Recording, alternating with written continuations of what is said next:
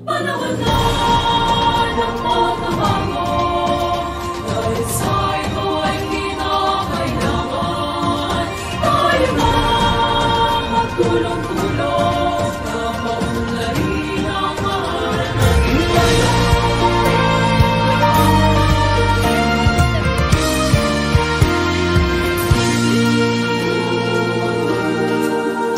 Panahon na ng pagbabago, dahil sa ito ay kinakailangan tayo na magtulong-tulong na paunlarin ang mahal nating bayan.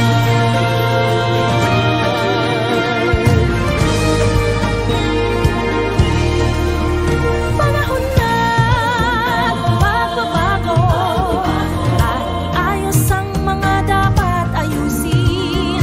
Dapat lang maging tungkulin ng bawat mamamayan dito sa atin.